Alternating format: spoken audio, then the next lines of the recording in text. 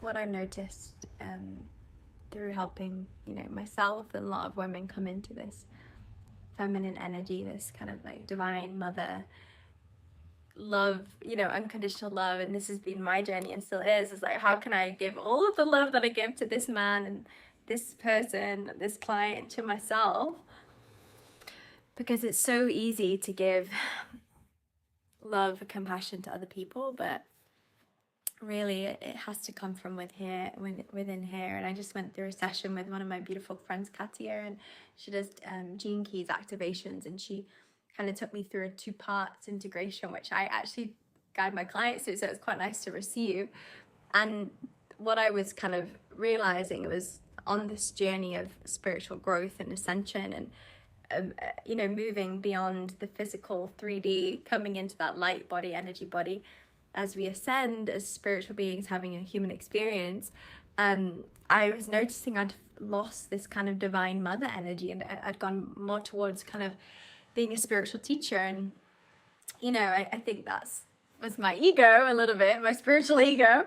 But really, truth be told, like when I'm the most in the Dharma, the most connected to my purpose, it's really when I'm in this divine mother energy, because this is really the work that I'm here to do, is to be the divine mother for myself and eventually my children, when I have that family. And and also for everyone that I meet, man, woman, and that starts with being that for myself. And I think I'm sharing this because this feminine energy is such a healing, powerful force.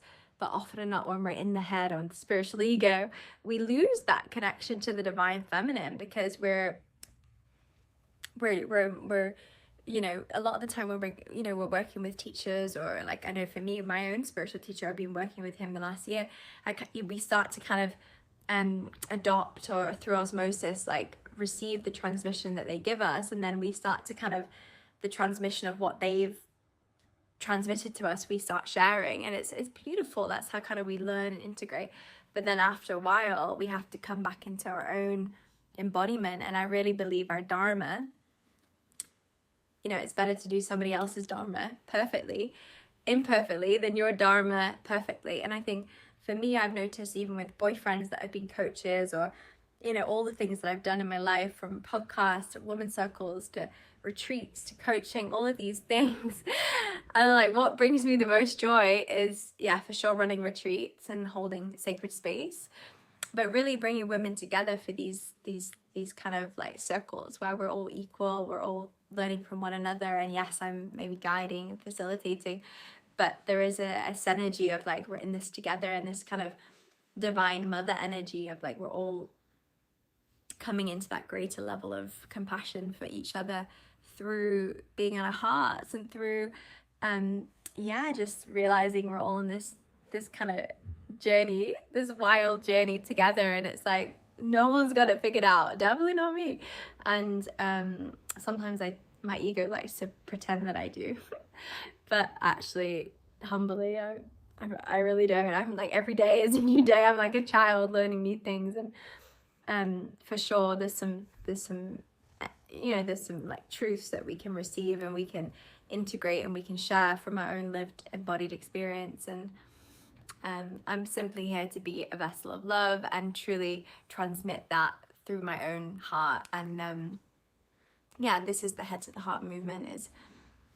It's self-love, it's radical self-love, and it's so much more nuanced than we think self-love is, and I think for me, it's been a deep initiation journey into being okay with being on my own and loving myself, like loving my unlovable self. Can you love your unlovable self? Because how can we expect anyone else to love our unlovable self? And that's what a lot of people have been trying to get in relationships. Super guilty of this.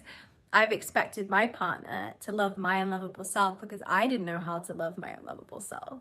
And with that, created a lot of energy of control, and it's not coming from divine love, it's not coming from unconditional love, it's coming from like, I need you to be a certain way so I can feel loved.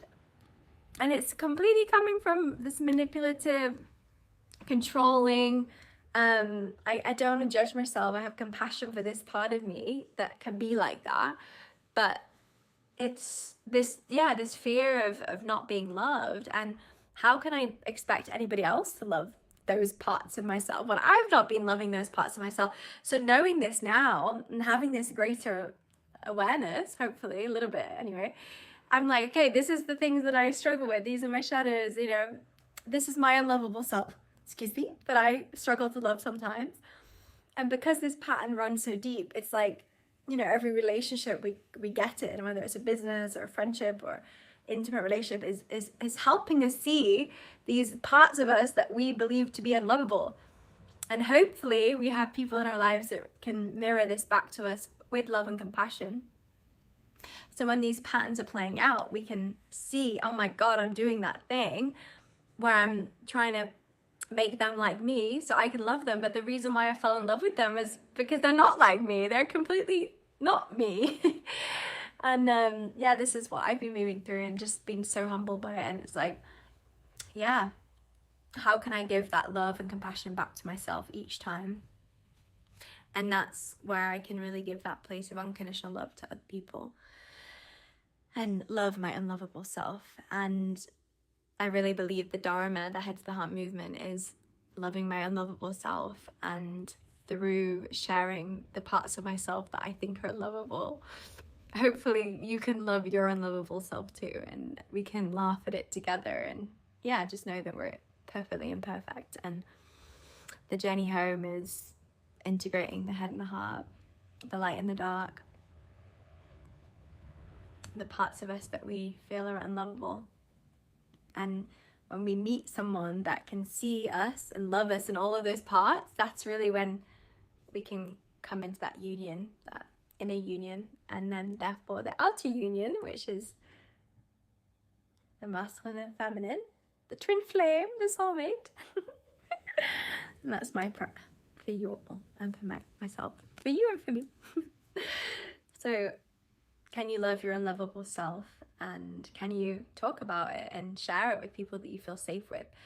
And when someone is vulnerable with you and shares their unlovable self, can you accept and acknowledge their unlovable self, and not try not to judge or criticize and shame, just really be in that place of witness consciousness and humility of like, yeah, thank you for sharing that part of you that feels unlovable. Well, I actually love that part of you. It's beautiful.